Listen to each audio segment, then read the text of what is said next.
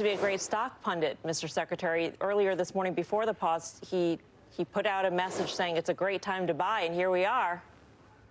Here we are, well, much higher. Good call. I'd always bet on Donald Trump. Every time I'd always bet on Donald Trump. He also wrote DJT, which is a ticker for his media company. No. Every text every text he sends to me, that's his name. But that was a great time to buy the market, right? I mean, uncanny. Well, Donald Trump understands that America is the greatest country.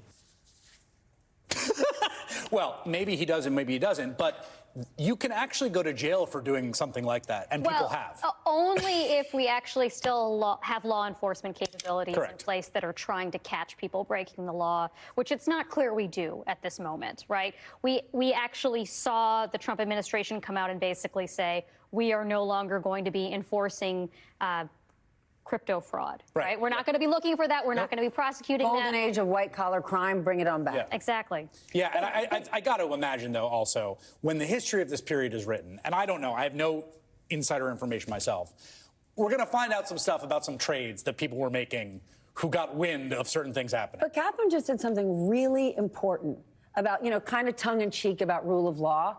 The thing that was lost in a big way over the last 2 weeks is trust in the United States. Yes. Whether it was Japan or China or unclear who else was selling treasuries last night, think about how we appear on the world stage as a trusted superpower. One of the reasons we talk about American exceptionalism is because of our respect for the rule of law, because of the role of Congress, because of our commitment to science, because of our extraordinary independent universities. So if you are looking around the world at the United States, where you have rushed to invest your money, where you have rushed to buy treasuries for all these years, you are looking at what's happened and said, this is no longer a trusted trading partner. You're looking at the United States in a totally different way. And to me, that is a greater loss than market fluctuation. Which for some reason, corporate America did not anticipate, right?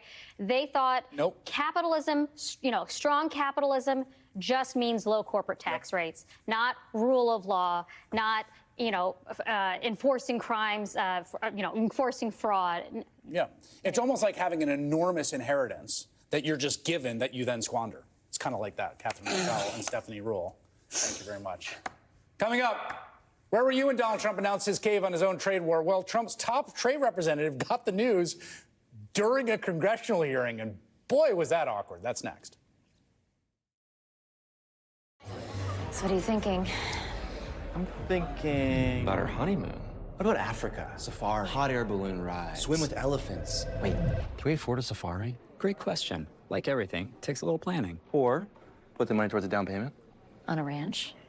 In Montana. With horses. Let's take a look at those scenarios. JP Morgan Wealth Management has advisors in Chase branches and tools like Wealth Plan to help keep you on track. When you're planning for it all, the answer is JP Morgan. Supposed to vote on their budget resolution tonight. That's the first step towards pushing through Donald Trump's desired massive tax cuts for the wealthy and big corporations. They seem to have hit a snag. Last hour, Speaker Mike Johnson held the vote open, convened an impromptu meeting in his office just off the House floor after a number of conservative hardliners voiced opposition to the bill over concerns it would further raise the deficit, which of course it will. Apparently, Johnson's entreaties did not work because he just pulled the vote a few moments ago.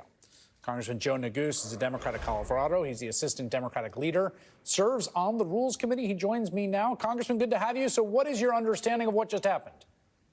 Good to be with you, Chris. It is pandemonium in the House yet again. House Republicans mired in chaos and dysfunction. As you articulated, the bill that we were supposed to consider tonight would unlock the biggest cuts to Medicaid in the history of the country, a $5 trillion debt ceiling hike to pay for essentially trillions of dollars in spending with respect to tax cuts for the richest Americans, billionaires and corporations.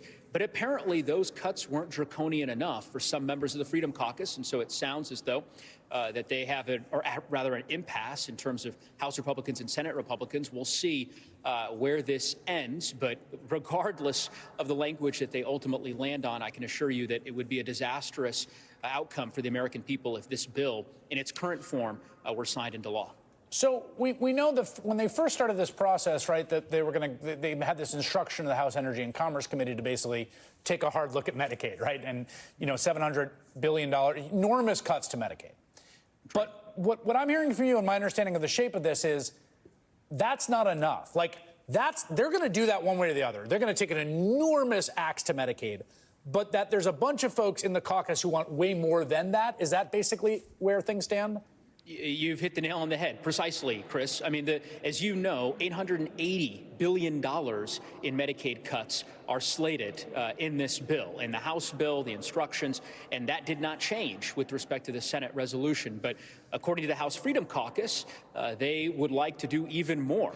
It's unclear to me what more they could cut, given the fact that they are already gutting farm assistance programs, food assistance programs, Medicaid, health care for seniors and skilled nursing and working families across the country. It's abhorrent, it's reckless, but apparently not reckless enough for some House Republicans.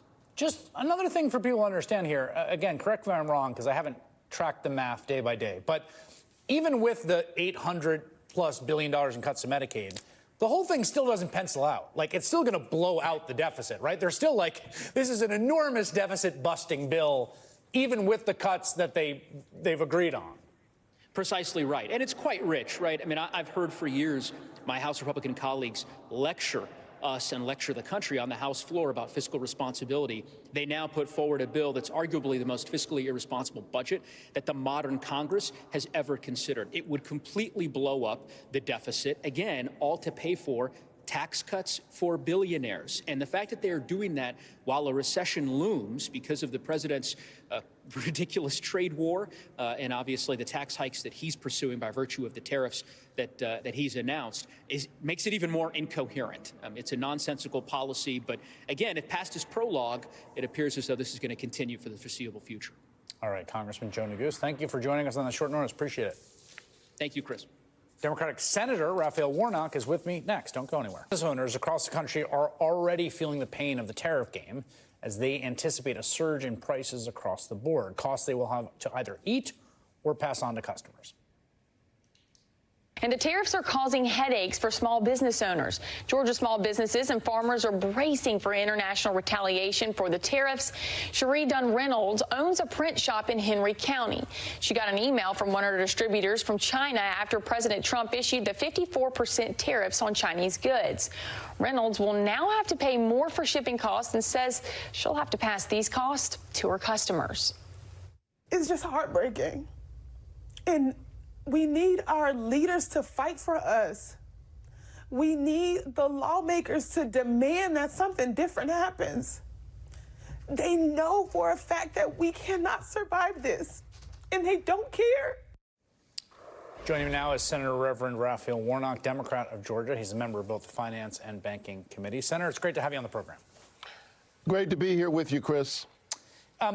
Obviously, there's a lot of back and forth today, but we still have a pretty high tariff level that's been set, 25% for a bunch of stuff with Canada and Mexico, our largest trading partners, 125% with China, the 10% around the board. What have you been hearing? I know senators across the country have been swamped with phone calls and messages. What have you been hearing from Georgians about what this will do to them? Well, listen, it's captured painfully and elegantly by the woman you just showed. This is literally about the family farm, and it's about the families all across Georgia. Let's be really clear what this tariff operation is all about. This is a regressive tax. This is a tax that disproportionately places the burden on hardworking families in rural communities and urban communities all across the state of Georgia, all across our country. And the question is the very question she asked: who's fighting for us? Who's fighting for ordinary people? And the president put a pause on some additional tariffs this afternoon, but the pressure is still there, and this means increased costs in an environment in which families are already struggling to make ends meet. Congress can fix this. We just need enough Republicans to stand with us and take the steering wheel away from the madman who's got us in a car driving us over a cliff. Yeah, I'd like you to say a little more about that. We had Maria Cantwell on the other night, who's co-sponsoring new legislation with Chuck Grassley that would require congressional approval of tariffs. There's also these privileged resolutions which are being introduced, which essentially be a way of revoking the emergency declared by the president as essentially the pretext for these. There's some Republican interest in this, although I think today probably Trump bought himself some more time. How important is it for Congress to take back this authority? Listen, we have seen the United States Congress sadly rolled by this president. And it's not because there aren't any options. There are options. We need 4 Republicans in the House or 3 Republicans in the Senate to stand up. And we could change all of this. But we saw this during the whole process, the nominations process, when this was going on. I mean, we saw people who were manifestly unqualified and unfit. And Donald Trump basically dared my Republican friends to block people who clearly should not be sitting in the offices where they're sitting. So here we are again. The Article 2 branch of government has a chance to stand up for the people that we're supposed to represent. I'm proud, even on a bad day, that the people of Georgia have endowed me with a sacred trust. They have said, look, we can't all go to Washington, but we're going to send you. And we're going to trust that in rooms of power where deals are being cut and where powerful interests have loud voices, you're going to be thinking about ordinary people. You're going to be thinking about farmers who are trying to make ends meet. You're going to be thinking about families who are trying to make their budgets work day to day, which is why I and my colleagues have introduced a piece of legislation this week that will expand the child tax credit and lift families out of poverty. Donald Trump and those who are working beside him are obsessed. They are working in overdrive right now to give a tax cut to the richest of the rich because they apparently feel that that's their duty. I think it's my duty to stand up for ordinary families, which is why I'm focused on this child tax credit. One of the weird aspects of the tariff madness is the way that it intersects with that large tax cut bill that is working its way now through the House and the Senate. In fact, that budget resolution was just pulled in the House, partly because it mirrors the Senate version, which a bunch of House Freedom Caucus members don't like. That said, the basic math of it are enormous cuts to Medicaid and big tax cuts for rich folks, more or less. But there's also an aspect of this, which is that Trump wants the tariff revenue as a means of paying for the tax cuts. But if he cuts a bunch of deals, he can't get that. So there's this sort of weird thing happening where it's like, are you going to get the revenue from the tariffs or you're not going to have the tariffs, but you can't have both? Listen, the math ain't mathin'. It's certainly not working for ordinary families. These tariffs, again, this is a tax. This is the president jacking up the price for every single thing that you have to buy, which we know disproportionately and negatively impacts families, middle-class families, working-class families. At the same time, he's trying to pass a huge tax cut to his wealthy friends, the wealthy and the well-connected. I think it's backwards. It's Robin Hood in reverse. It's robbing from the poor in order to pay the rich. Meanwhile, it is creating a huge hole in the national debt. So the irony of this moment is that they are literally trying to take Medicaid from families, from poor people, most of whom are children, and then saddle our children with a debt generations from now that is created by those whose priorities are all mixed up. We need a revolution in values, is what Dr. King called it. We need to center the concerns of ordinary people. When I'm home in Georgia, going back to my church and my pulpit, I talk to folks who are wondering what in the world is going on in D.C. and who's standing up for them. This expanded child tax credit that we've introduced this week, when we expanded it in 2021, we lifted 165 Georgia children out of poverty. We cut child poverty by nearly 50%. We have a chance to do something good and noble, not only for these families, but it will help our economy in the long run. 165,000 Georgians and millions nationwide. Senator Reverend Raphael Warnock, thank you very much. Thank you. Still to come, as Donald Trump takes a sort of ludicrous victory lap after setting fire to the American economy, Alex Wagner is talking to people who will. Public embarrassing meltdown is in full swing, and I've got some piping hot tea to share with you all in pumps. Elon gets on his private plane, and he decides he wants to stream video games. Put up the headline. The Daily Beast reports Elon Musk rage quits his favorite game after repeatedly dying amid ruthless cyberbullying in the chat.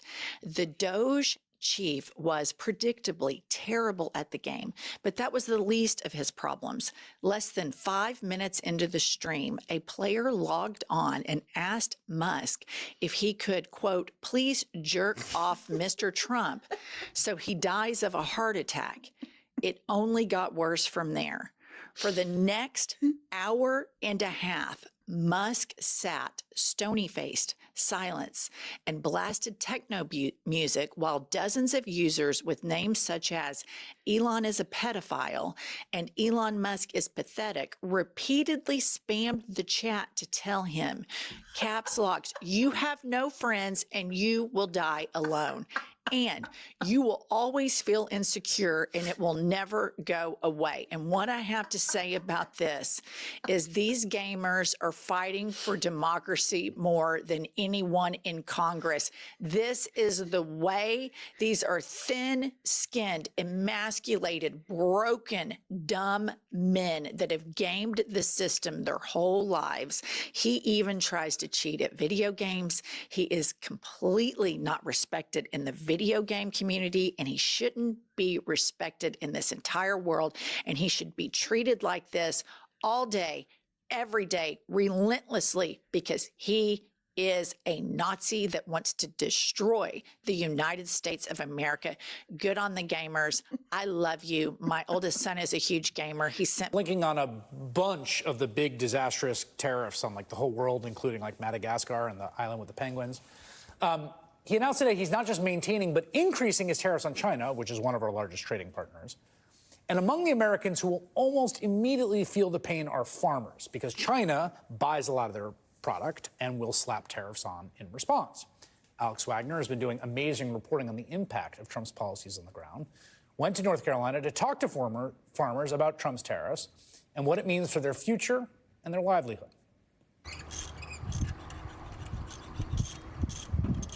Agriculture, there's about 85% of what happens on my farm that is completely out of my control. Yeah. So I have to do the very best I can at managing that 15% of inputs and cost and labor and marketing and signing the best contract and doing the best job that I can and leave the other 85% up to the good Lord. And that's all we can do, whether it's weather or disease or a hailstorm or a pandemic or an administration. And we just weather the storm.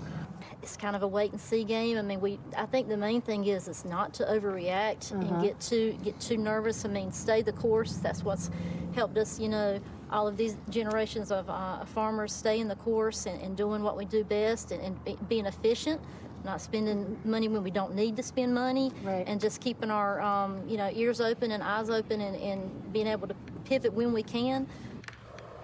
Here with me now is Alex Wagner, MSNBC senior political analyst and host of the Trumpland podcast.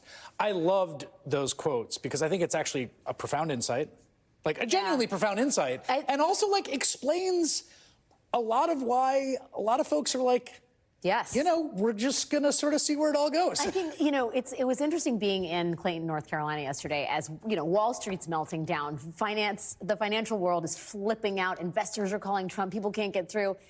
It's a different reality in red state America. All the people that I talked to at that table had voted for Trump at least once, if not multiple times. And in part because of that, but I think largely because of the attitude you have to take when you are a farmer. You are more sanguine. You are more accepting of external chaos. But I kept saying, this isn't hurricanes. This isn't weather. This isn't an act of God. This is Donald Trump making very clear decisions that put you in financial peril.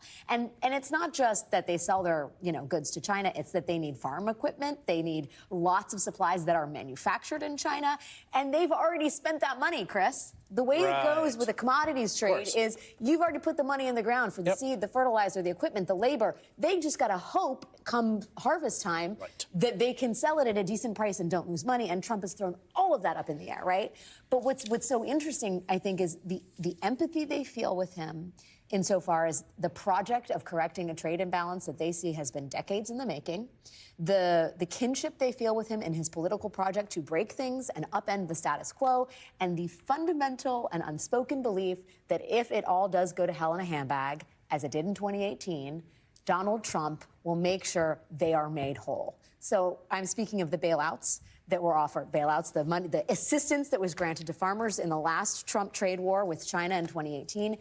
And I asked them about that and whether that was something they expected and what they thought of other people who might not be so keen on that idea. This is that conversation.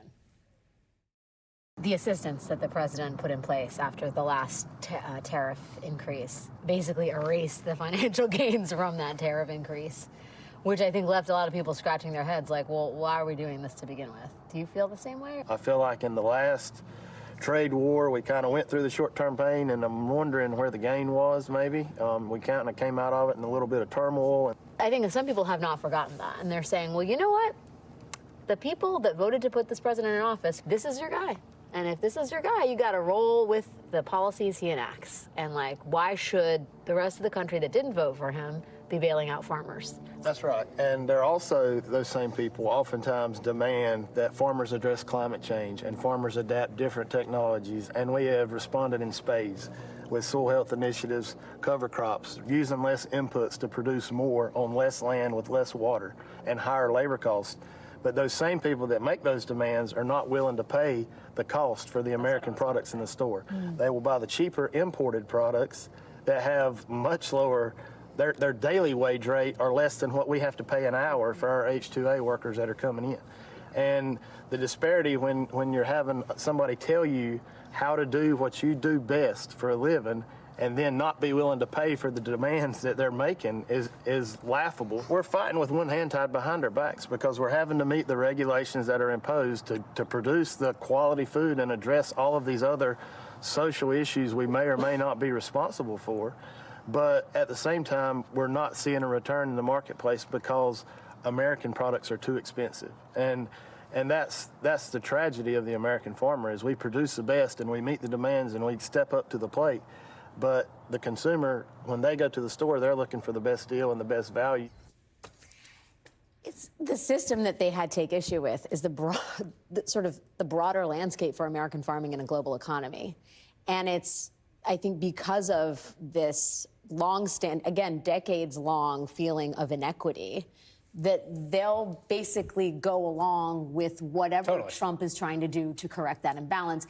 And anybody who stands in the way of that or says farmers don't get their due doesn't understand how difficult it is to be a farmer in America. I mean, what's so interesting about that quote, I really think that guy's a really well-spoken and interesting fellow, is that the fundamental reality here is that one person's cost is another person's income. Yes. Always. Yep. This is Econ 101, and it's lost in so much of the debate here. So when he says... cost of labor. When people talk about costs going up, it's like when you talk about like, oh, housing costs are high, it's like, that's bad. But if you say home values are rising, it's like, well, that's good. And that depends on whether you want to get into a housing market or you own a house. If you say the cost of the corn we're growing is going up, well, that's good if you're a farmer. Right. But it's not good if you're the consumer, right? And they talked a lot about wage requirements and labor costs. And I think the issue they take is, unlike housing, it's not two side-by-side apartments, one built by, it's not an apartment building that's been imported from China that's standing next to an apartment building in New York City.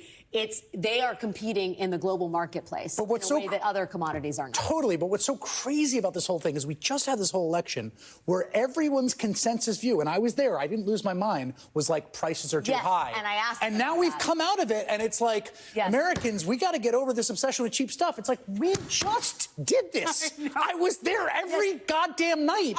And they are farmers who are also consumers themselves. Yes. They are going to be affected both in their livelihood and just as parents and people trying to put food on the table. And yet, Chris, I am telling you, Donald Trump has not lost them. No, of course not. And again, I don't, look, the way all this stuff works is, you could go find a rich Democrat who a Democrat's going to raise taxes on, and they're not going to lead the Democratic Party, right? Yes. They believe in things other than that. Yes. But this thing about the cost is really driving me insane, because all of a sudden it's like we're all having this good faith conversation about like maybe the world of like cheap foreign imports isn't the best thing for America. It's like, well, yeah, maybe, but like what were we just doing last year when all we talked about is how everything is expensive? Suddenly, like, the center of gravity of the conversation has shifted in a remarkable way. I'm very excited to listen to this episode of Trumpland. It's a good one, I got to say. Out now. Yeah, that was really great. Really great work. Alex Wagner, thank you. Thanks, buddy. That is all in on this Wednesday night. The Rachel Maddow Show starts right now. Good evening, Rachel. Good evening, Chris. I have to rush into my A block where I'm going to quote you twice. Oh, well, that's always great by me, I hope. Yes.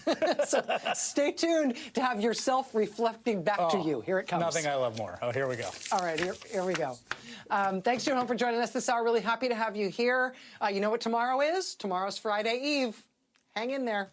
But I'm happy to have you here tonight because tonight it is time for us all together to do some spelunking.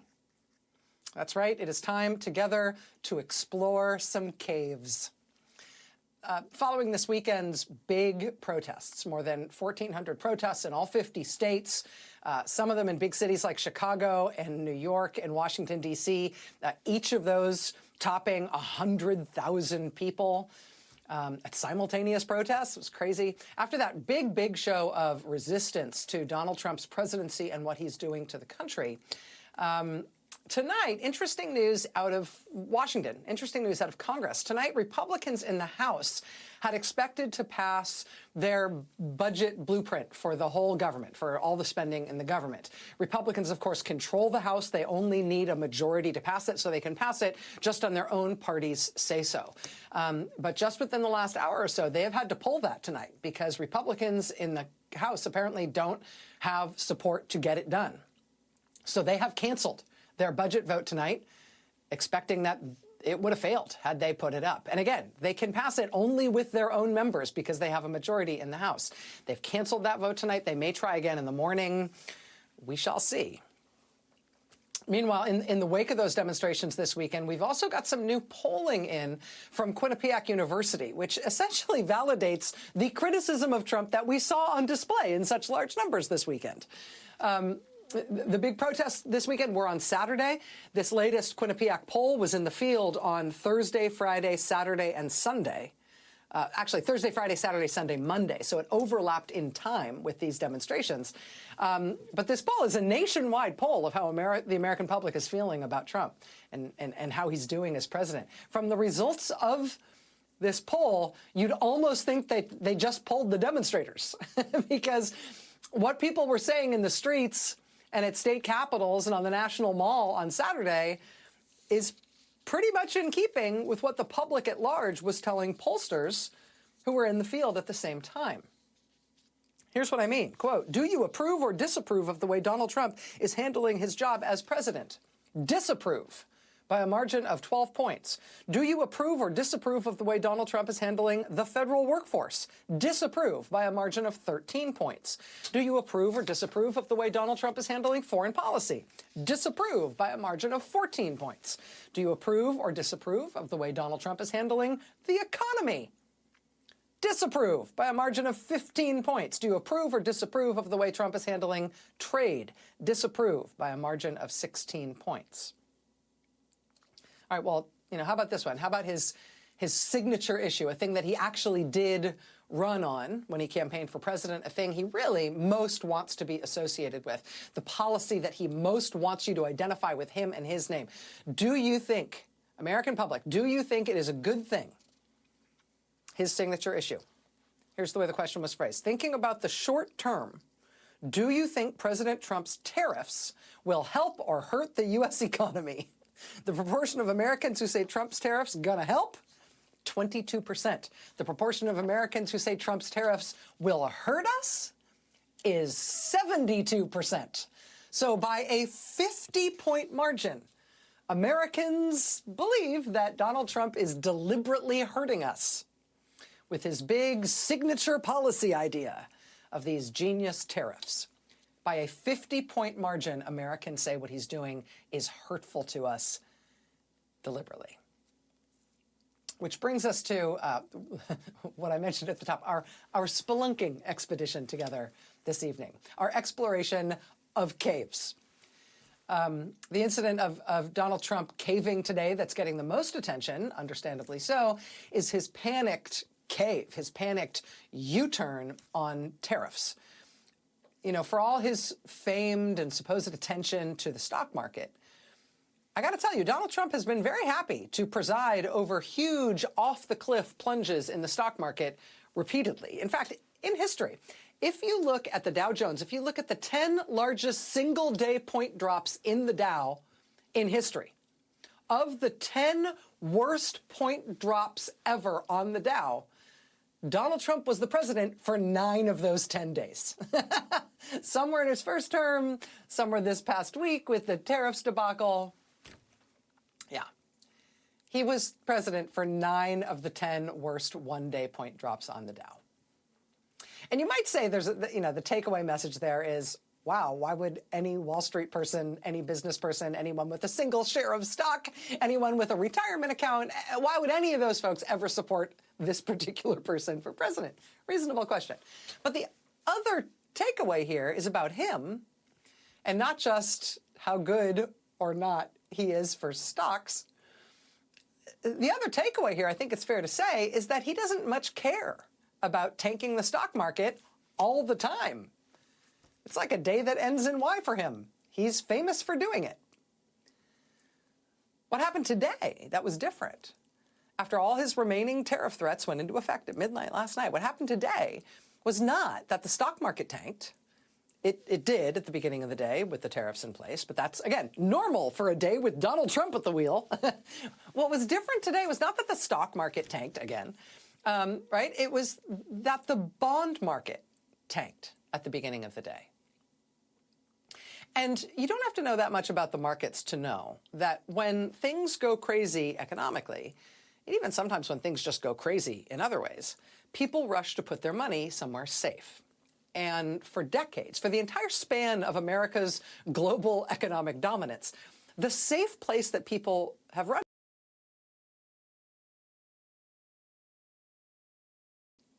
Something different happens when the reason things are crazy is that the U.S. government itself is crazy. It's that the U.S. president has grabbed the wheel, and he doesn't drink, so we know he's not drunk, but boy, he sure is driving like he's drunk. I mean, when the problem is the actions of the U.S. government, instead of fleeing to the U.S. government for safety, now people flee away from the U.S. government to find safety. And so unlike every other economic crisis in modern history, people in this economic crisis, induced by Donald Trump, people today, at the beginning of the day, started selling their T-bills, started selling their U.S. treasuries. A lot. And that is not just an inversion of typical economic behavior. That indicates an inversion of America's role in the world as the dominant economy. Also, in practical terms, a sell-off like that in the U.S. bond market, I mean, that portends a way bigger economic disaster for the United States than Trump tanking the stock market over the past week. Right? The bond market falling apart is a much bigger deal than the stock market falling apart in terms of the fundamentals of who we are in the world and how our money and our economy works. Because the stability of the U.S. bond market is what we depend on essentially for the spine of our economy. Everything from mortgage rates in the housing market to the integrity of our multi-trillion-dollar national debt. So yes, the stock market stuff under Trump has been scary, but U.S. economy. And today, what happened is the bond market started blowing up. When that happened at the opening of the bond markets today, that's apparently what turned things around. That's how we discovered this lovely cave that Donald Trump led us into today on his tariff policy. NBC News reports tonight that Trump caved. Trump reversed course on his tariff gambit today because of, quote, deep concern bordering on panic from his top economic officials regarding the bond markets. Treasury Secretary Scott Bessent and Commerce Secretary Howard Lutnick, not always allies in the various tariff debates at the White House, nevertheless presented a united front today to the president, urging a pause on what he was doing on tariffs, a pause, quote, over concerns about the bond markets. My colleague Chris Hayes, I think, nutted up what happened here very well today. He posted this on Blue Sky. Quote, "You set the house on fire, watched it burn, and then lost your nerve and put it out. You now have a partially burned house. Great job." Exactly. But don't lose sight of some of the other lovely caves on our spelunking tour today. For example, this one, headline, Associated Press, Trump administration says it cut funding to some life-saving UN food programs by mistake. Quote, the State Department says it has rolled back an undisclosed number of sweeping funding cuts to UN World Food Program emergency projects in 14 countries, saying it had terminated some of the contracts for life-saving aid, quote, by mistake. State Department spokesperson Tammy Bruce told reporters, quote, there were a few programs that were cut in other countries that were not meant to be cut. Bruce said she had no immediate information on which countries had U.S. funding restored. She gave no explanation for how some contracts came to be canceled in error. Oops. Yeah, we have no idea. So I guess we'll put them back. We don't even know how we're making these mistakes. We know it's a mistake, but we don't even know what the mistake is. But rest assured, we know what we're doing, and if you criticize us, watch out. But, you know, just as Chris noted, as he said, you know, even after panicking and putting out the house fire you started, you still have a partially burned house. There's still damage done, even as they try to reverse all of these mistakes they're making. You still have a partially burned house, just as Chris noted there. The New York Times is reporting tonight that even some of the critical programs that the Trump administration said they didn't mean to cut apparently are still cut. Quote, last week, some officials were given lists of contracts and awards that remained active.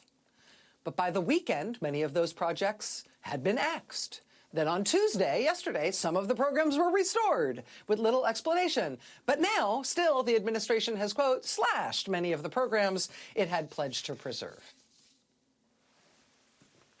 They cannot explain what they're doing. They cannot defend what they're doing. They cannot commit to what they're doing. But they also can't even reverse what they're doing when they try to reverse it, because they are so incompetent they can't even fail properly. They're like a baby just mashing down the buttons on a keyboard with no idea what the buttons do, except the keyboard isn't hooked up to like a, you know, I don't know, a word processor or a video game. The keyboard is the controls to a life support machine that has a patient on it. What do these buttons do? Oops. Still, though, the caves keep on coming. Last night, we reported over a couple of different segments of the show on the disturbing, seemingly calamitous collapse of Social Security. These have been just some of the headlines just in the past couple of days. Washington Post, long waits, website crashes. Social Security is breaking down. The New York Times, quote, just a mess. Staff cuts, rushed changes, and anxiety at Social Security. Quote, the system is groaning under the pressure. This was Business Insider yesterday afternoon. Quote, AARP, the American Association of Retired Persons, sounds the alarm on Social Security's, quote, startling and sudden decline in customer service, and warns of more to come. This was the LA Times today. Quote, it's a shambles. Doge cuts bring chaos and long waits at Social Security for seniors. The wrecking of Social Security, Donald Trump's wrecking of Social Security, Trump's wrecking of the Social Security system that tens of millions of Americans rely on, many as their primary source of income when they don't have other options to supplement it with anything else.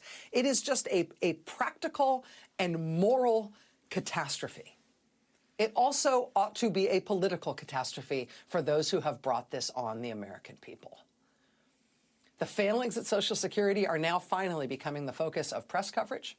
It has long been now, as long as people have been protesting what Trump has been doing. It has been a resounding rallying cry for regular Americans protesting all across the country. People protesting in blue states and red states, in cities and in rural areas. Social Security is such a core practical and moral concern for Americans. And they are gutting and destroying that agency. That said, today, they caved on that, too. Headline, Washington Post, quote, Social Security abandons Doge-led phone service cuts amid chaos and backlash.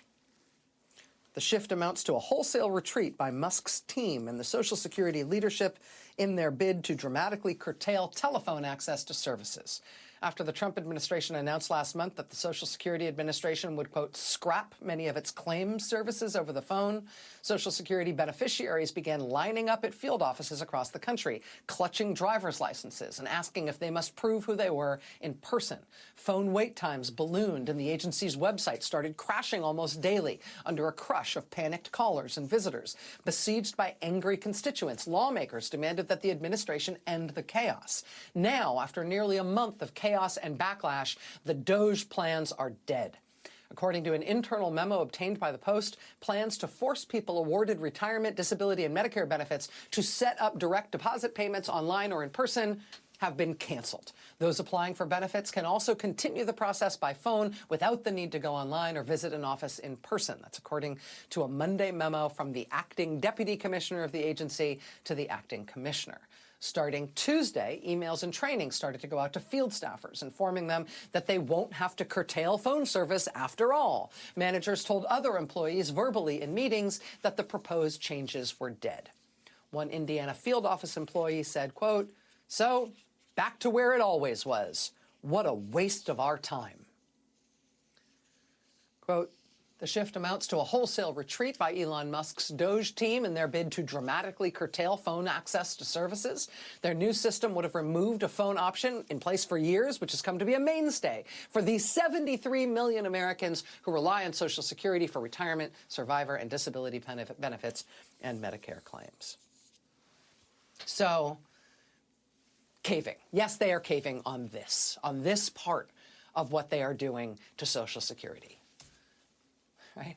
So we've put out this house fire, but, you know, as before, we now live in a partially burned house because they're still messing everything up. They're just trying to make sure that we find out less about how badly they're messing it up. Because look at what else they're doing here. This is back to the Washington Post today. Quote, as beleaguered employees work to understand the latest announcement about changes, some employees were hit with an additional puzzling change as to how they do their jobs. A new rule preventing communications with Congress or advocates for the elderly and disabled. An email went out to Social Security technicians on Monday, instructing them to cease all written responses to congressional inquiries and inquiries from advocates. A similar email went out to employees in other divisions, affecting a wide range of staff members, including benefits authorizers, claims specialists, and customer service representatives. The second email, obtained by the Post, read simply, quote, effective immediately, do not respond directly to any public or congressional inquiries. After a surge in questions, another employee sent a follow-up email clarifying that staffers should continue to pick up the phone if Americans call for help. But definitely don't talk to anyone else about how we're destroying this agency and the kind of chaos that it is wreaking among Americans who have, in many cases, no other options to pay for the basic necessities of life.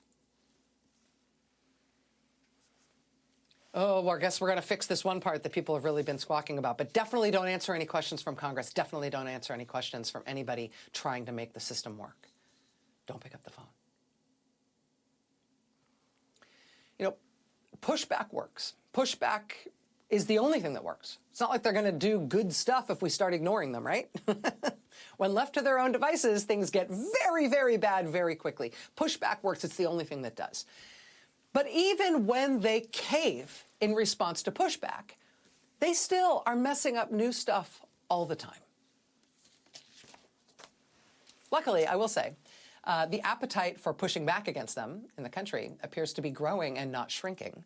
I mentioned at the top of the show that the massive protests we saw this weekend. You might think that could have tired people out a little bit, might have exhausted the American people's appetite for getting out and standing up and protesting and pushing back against this administration, even just for this week, because there was those huge protests on Saturday, maybe that would quiet everything down for the rest of this week. Quite the contrary, apparently. Cuts happening across the country are being felt here at the University of Tennessee. This afternoon, a higher education fights back rally was held on Rocky Top. Students, as you see there, faculty, campus workers, and community members came out to support the cause. Happening now at UCLA, a group of education, labor, and health activists, including members of several local unions, are gathering for a march and rally. These are live images from Sky 5. The group is protesting the Trump administration's federal cuts that affect research and higher education, as well as Trump's order to dismantle the Department of Education. Outside the UCSF Mission Bay campus in San Francisco on Tuesday, hundreds of medical professionals rallied, calling on the federal government to kill the cuts. You could hear the voices of hundreds of protesters echo through the UC San Diego campus Tuesday. On the steps of Todd Hall Tuesday afternoon, a local union for academic student workers at Washington State University organized a demonstration in correlation to National Take Action Day to voice concerns over potential state and federal funding loss. And we will fight back. Researchers, educators, and students calling on the federal government to kill the cuts. At UC Berkeley, roughly 1,000 protesters showed up. Today is only the beginning of our movement. Students like Tanzil Choudhury are defending university research, noting that scientific breakthroughs happen on college campuses. And there are so many other examples. Antibiotics, insulin, invented in university labs. I have colleagues who, themselves are cancer survivors who are doing work on immunotherapies. I'm terrified that this country is just going to have a massive brain drain. I want to be a researcher. I want to be a scientist in America, and I don't know if I can continue to do that. I'm worried that science is going to disappear. It's going to go to other countries. The consequences of all of this will be catastrophic. More talented scientists will be driven out of research, and more people will die preventable deaths. Those protests at college campuses all over the country yesterday. Kill the cuts protests.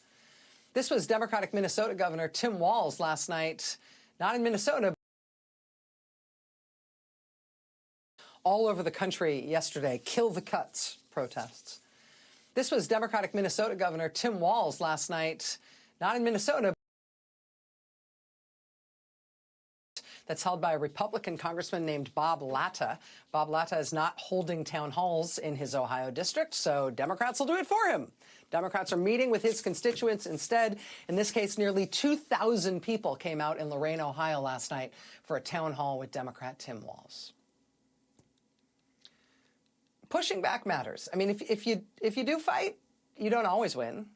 But if you don't fight, you always lose. The Trump administration is deep into its caving phase right now on matters high profile and low. They also appear to be getting a little desperate. Trump tonight issuing bizarre executive orders ordering the U.S. Justice Department to launch investigations into individual people who he has decided are his enemies. Chris Krebs and Miles Taylor, who both served in the Trump administration in his first term. A president ordering the Justice Department to open individual investigations into people he deems his enemies is Banana Republic stuff, and I don't mean the clothing company. We're also seeing Trump and his administration taking some wild and hard-to-explain swings at the IRS, of all places, with consequences that at this point seem very, very unclear. We're also seeing Doge try to grab a whole bunch of money for themselves to put in their own pockets. Get it while you still can, maybe they're thinking. It is a really wild day in the news today. We got a lot to get to tonight. Stay with us.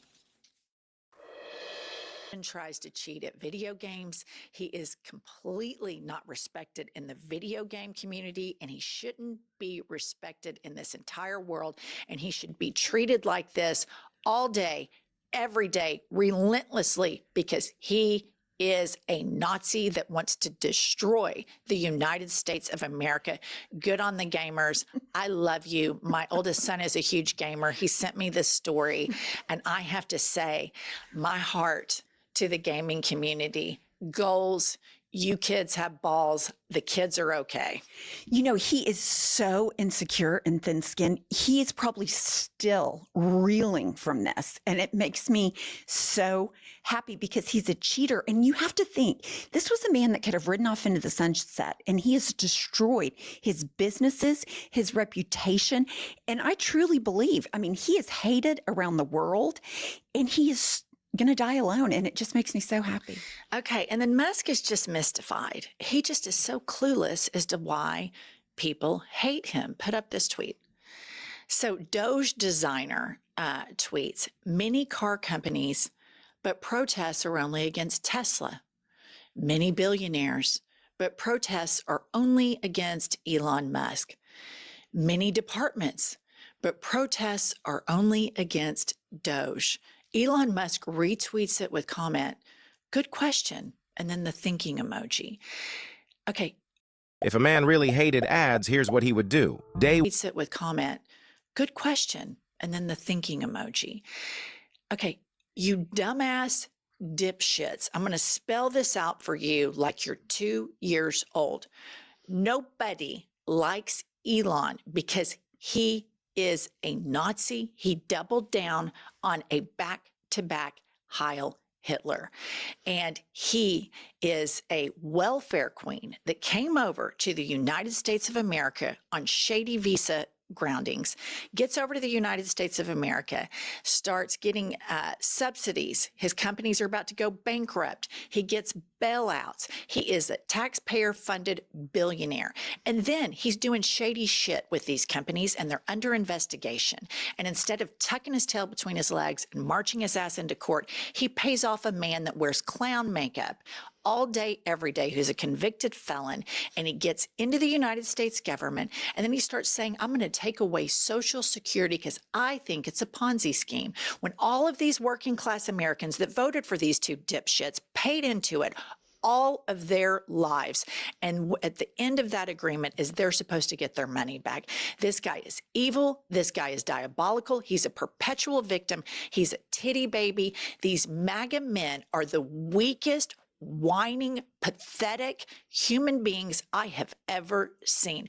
Women and these gamers and drag queens and gay people are 1,000,000 times more brave and have a lot more strength than these MAGA men do. They are breathtakingly pathetic. That is a pretty reliable sign that something quite big and quite bad is happening. And you only see these things every so often, even in an administration as disastrous as this one.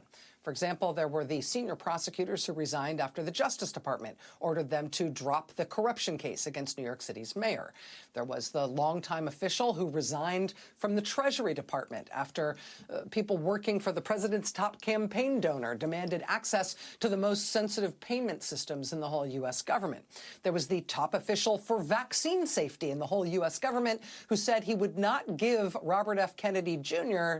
and his new team unrestricted read-write access to a very sensitive central vaccine database. And again, I'm no expert, but I feel like I can measure the size of the splash that's being made by this particular cannonball at the IRS by the news of who is leaving the agency all of a sudden and without warning because of something going wrong there. This news started to come in last night, just as we were getting off the air, when we got news that the acting head of the IRS was gone. She had resigned over a Trump administration plan for the IRS to give sensitive tax data to immigration authorities, so the Trump administration can use it to target immigrants. This woman had been acting commissioner for less than 6 weeks. She had been appointed after Trump's previous acting head of the IRS also abruptly resigned in another controversy. That alone is a bad sign. But apparently she was not the only senior person at the IRS who left because of this standoff.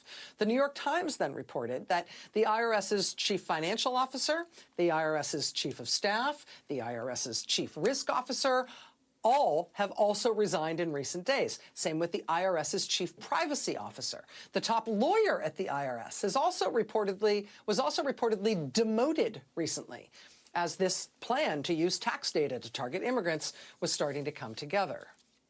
Now, that's a lot of people to have to fire your way through, right? Whatever the reason for all these high-level resignations, whether it's to stop this plan for using tax data to go after immigrants, I don't know. I feel like I need to understand why that is so dangerous and why so many people, including people elevated during the Trump administration, might feel like that was the hill they needed to die on. That was the reason they needed to leave the agency.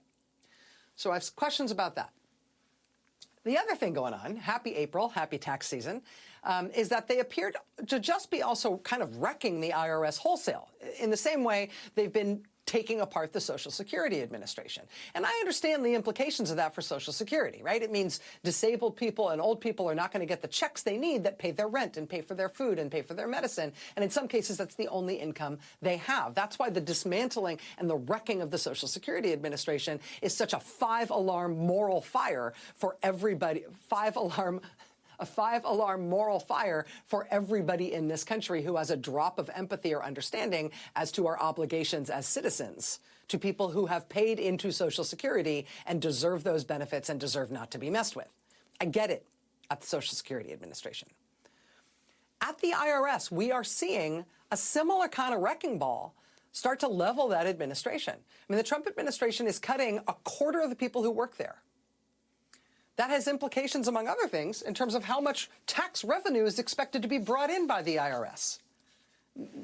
If tax revenue nationwide drops by 10% because of the way they are wrecking the IRS, what does that do to the country? This happens alongside the Justice Department, talking about now about effectively closing the whole tax enforcement division at the Justice Department, which is the part of the Justice Department that prosecutes tax crimes. So we're wrecking the IRS. We're doing something so controversial at IRS that it has caused the mass exodus of all of the top executives at the agency, including some of whom came on board or got their current jobs during Trump. And we're going to stop prosecuting tax crimes. I should mention tax day is less than a week away, right? What happens to our country if the Trump administration breaks the IRS? If we don't have an effective and functioning system for collecting taxes or just for enforcing the rules and tax laws, what happens to our country then? What's the end game there? Why would you do this?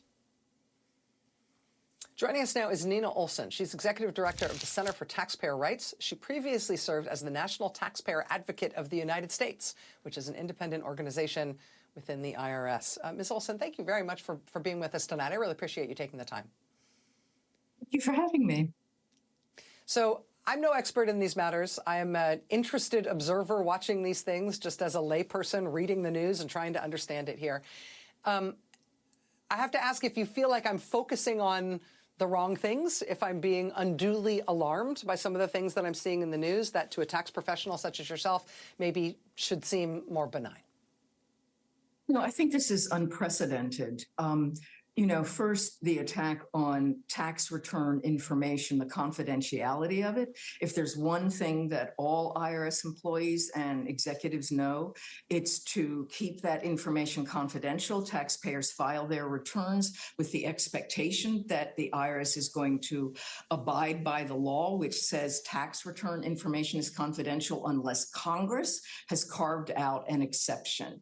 And that's drilled into you from day one. So that's the first thing, that we're talking fast and loose about, sharing information with all sorts of agencies and creating some kind of big database in the sky that federal agencies can tap into. That will lead to taxpayers not being willing to share as much information as they are now because they're afraid that it might get into other agencies and have consequences. And then you see the reaction of the senior leadership of the IRS. First, the duly nominated and appointed commissioner steps down, even though he had a 5-year term. And then you have the acting commissioner step down, and now you have a second acting commissioner step down because of the desire for the tax return information to be shared with ICE, Department of Homeland Security and ICE.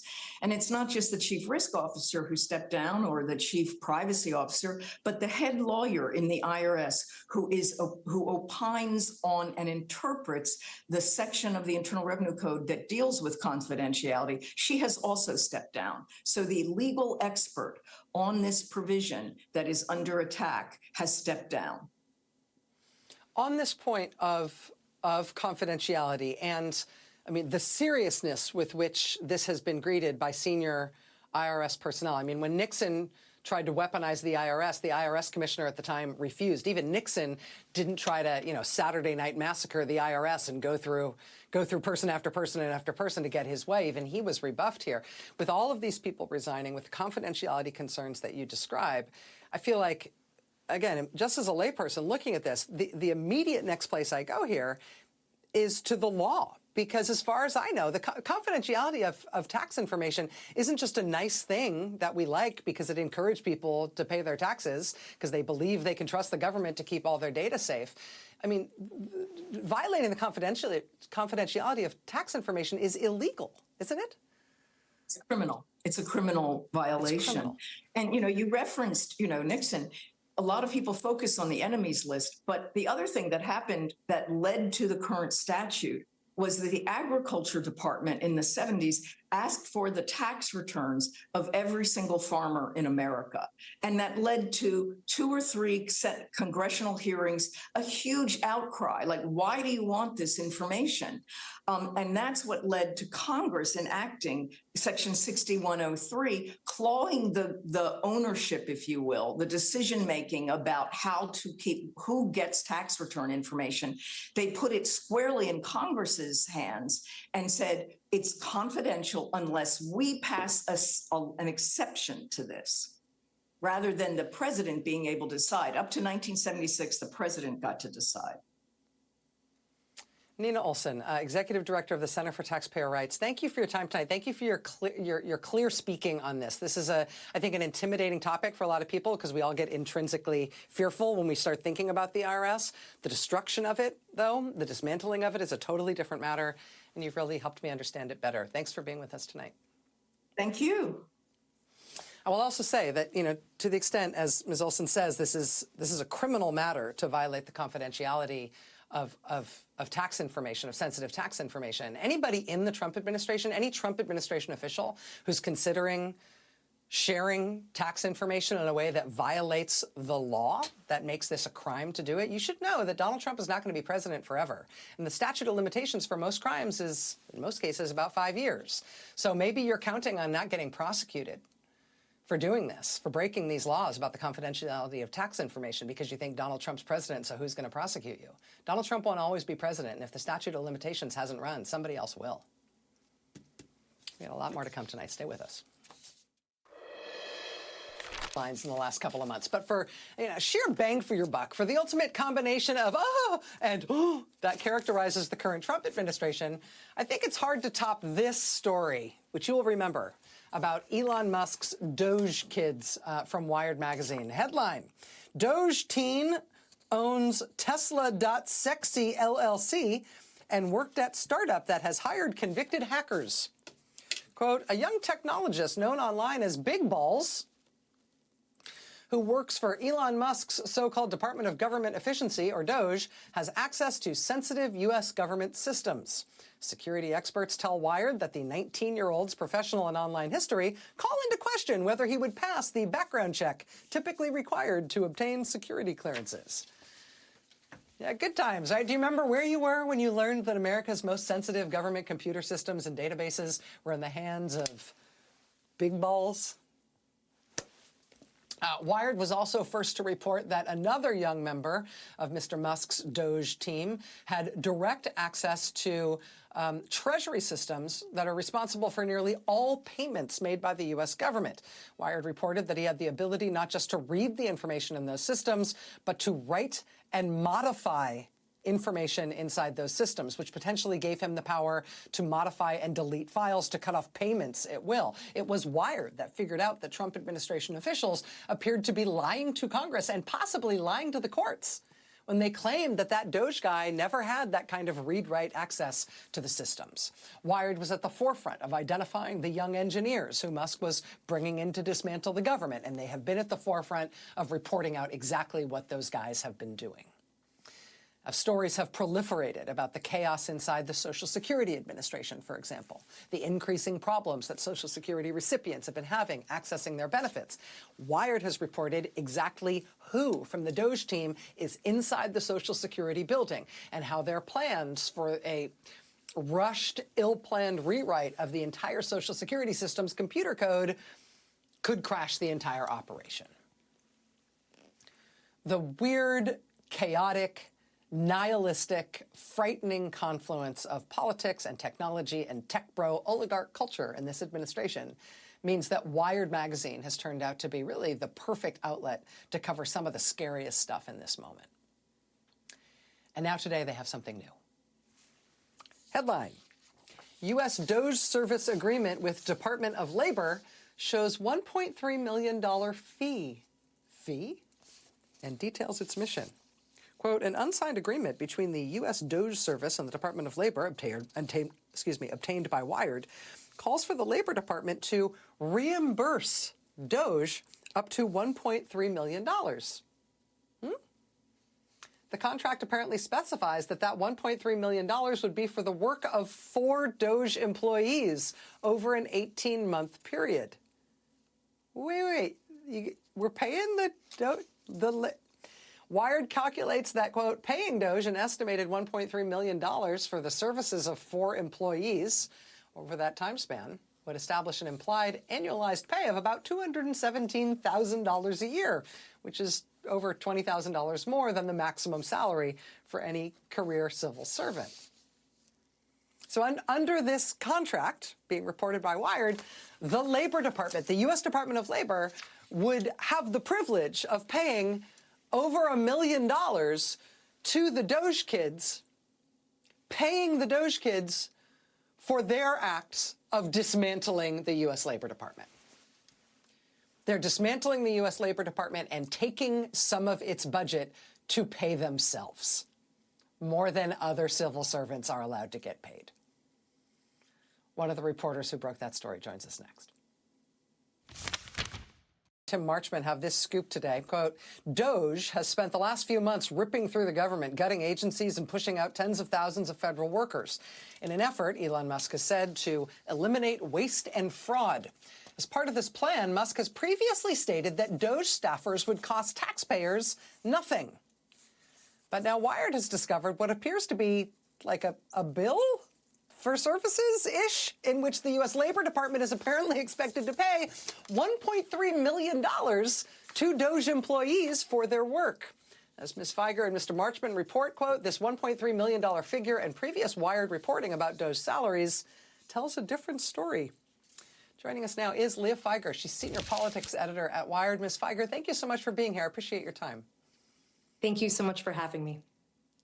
So you obtained an unsigned contract under which the Labor Department is expected to pay DOGE employees a lot of money for their work. What do you make of the fact that this is an unsigned contract? Do you know if this is something that has actually been agreed to? So until about 2 hours ago, the Department of Labor did not respond to our request for comment, which included questions about whether the agreement had actually been signed or enacted. Their email back to us this evening actually just asked for the unsigned agreement and implied it wasn't real. The document is absolutely real, and though it is unsigned, it exists and is certainly present within the Department of Labor's files. We refuse to share it, however, with the department for source protection purposes, as at Wired, we protect our sources. That's the most important thing to us. In terms of the implications of this reporting, as you note, Elon Musk has said, sort of pounding his chest, that all the work of DOGE employees would be free of charge to the American taxpayers. What is it in this document that that DOGE employees are expected to be paid for? And to be clear, it's to be paid to them as individual employees, not paid to DOGE overall as an institution, right? So it's not entirely clear exactly who gets paid and how they get paid. We do know the names of the people that will be getting, that should theoretically be receiving money for their work at the Department of Labor, and that includes Aram Mogadassi, Miles Collins, and Marco Elez. Though they're not named in this interagency document, they are named as being in the agency in notes from a confidential meeting that we also obtained that actually detail an audit that the Government Accountability Office is conducting of DOJ's work at a number of federal agencies. And like you mentioned, this agreement provides significant insight into DOJ's work with federal agencies. They have an entire scope of work section that details how DOJ will operate within labor. And it's probably the clearest look yet at how DOJ's relationships with government agencies are actually structured. Leah Feiger, senior politics editor at Wired. And again, I know you guys have received a lot of kudos for your work thus far in these past few months, but let me just add to those congratulations. All of us in the news business have really been treading in your wake a little bit, especially when it comes to reporting on these guys at DOJ and what they've been up to and who they are. And we're really, really appreciative for the big assist to what we do and everything that you've explained to the country. So thank you to you and all your colleagues at Wired. Thank you so much for having me. All right, we'll be right back. Stay with us. Elon Musk's meltdown, very public, embarrassing meltdown, is in full swing.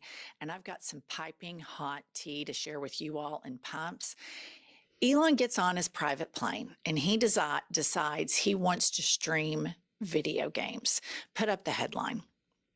The Daily Beast reports Elon Musk rage quits his favorite game after repeatedly dying amid ruthless cyberbullying in the chat. The Doge chief was predictably terrible at the game, but that was the least of his problems. Less than 5 minutes into the stream, a player logged on and asked Musk if he could, quote, please jerk off Mr. Trump so he dies of a heart attack. It only got worse from there. For the next hour and a half, Musk sat stony-faced, silence, and blasted techno music while dozens of users with names such as Elon is a pedophile and Elon Musk is pathetic repeatedly spammed the chat to tell him, caps locked, you have no friends and you will die alone. And you will always feel insecure and it will never go away. And what I have to say about this is these gamers are fighting for democracy more than anyone in Congress. This is the way. These are thin-skinned, emasculated, broken, dumb men that have gamed the system their whole lives. He even tries to cheat at video games. He is completely not respected in the video game community, and he shouldn't be respected in this entire world, and he should be treated like this all day, every day, relentlessly, because he is a Nazi that wants to destroy the United States of America. Good on the gamers. I love you. My oldest son is a huge gamer. He sent me this story, and I have to say, my heart to the gaming community. Goals. You kids have balls. The kids are okay. You know, he is so insecure and thin-skinned. He is probably still reeling from this. And it makes me so happy because he's a cheater. And you have to think, this was a man that could have ridden off into the sunset, and he has destroyed his businesses, his reputation. And I truly believe, I mean, he is hated around the world, and he is going to die alone, and it just makes me so happy. Okay, and then Musk is just mystified. He just is so clueless as to why people hate him. Put up this tweet. So Doge designer tweets, many car companies, but protests are only against Tesla. Many billionaires, but protests are only against Elon Musk. Many departments, but protests are only against Doge. Elon Musk retweets it with comment, good question, and then the thinking emoji. Okay, you dumbass dipshits. I'm going to spell this out for you like you're 2 years old. Nobody likes Elon because he is a Nazi. He doubled down on a back-to-back Heil Hitler. And he is a welfare queen that came over to the United States of America on shady visa groundings, gets over to the United States of America, starts getting subsidies. His companies are about to go bankrupt. He gets bailouts. He is a taxpayer-funded billionaire. And then he's doing shady shit with these companies, and they're under investigation. And instead of tucking his tail between his legs and marching his ass into court, he pays off a man that wears clown makeup all day, every day, who's a convicted felon, and he gets into the United States government, and then he starts saying, I'm going to take away Social Security because I think it's a Ponzi scheme. When all of these working class Americans that voted for these two dipshits paid into it all of their lives. And at the end of that agreement is they're supposed to get their money back. This guy is evil. This guy is diabolical. He's a perpetual victim. He's a titty baby. These MAGA men are the weakest, whining, pathetic human beings I have ever seen. Women and these gamers and drag queens and gay people are a million times more brave and have a lot more strength than these MAGA men do. They are breathtakingly pathetic. It's amazing to me that he would say, good question. That tells me he lacks any ability for self-awareness, because all you have to do is look at his actions in the last 75 days, and it's apparent why everybody hates him. Okay, and here he is. Here's just another headline. The world's richest man has lost a staggering $135 billion already this year. So he bet on the wrong horse. And it's not just Musk. You've got Ackman, you've got Bezos, you've got all of these billionaires that decided that they were going to get drunk on power and drunk on money and throw all their morals, decency, integrity down the drain and go saddle up with a convicted felon that wears orange makeup every day and a diaper. And they decided that they were going to sell it all down the river. And guess what? Their hedge funds, everything, everybody is losing in this Trump administration, except for countries like Russia, and Hungary. Okay, next up. 60 Minutes Australia. I got to give you props because this is some great journalism right here. Play this clip. Knowledge. His money, what he's actually doing is he is defunding organizations that regulate his companies. So he is weakening the people who would have weakened him. So where he says he's fighting for the American taxpayer. Respectfully, I say that's bullshit. And just like when he calls himself a free speech absolutist, when he clearly is boosting certain voices on X, including his own, and shadow banning others, relatively speaking. So no, I know him too well to understand that this is a charade.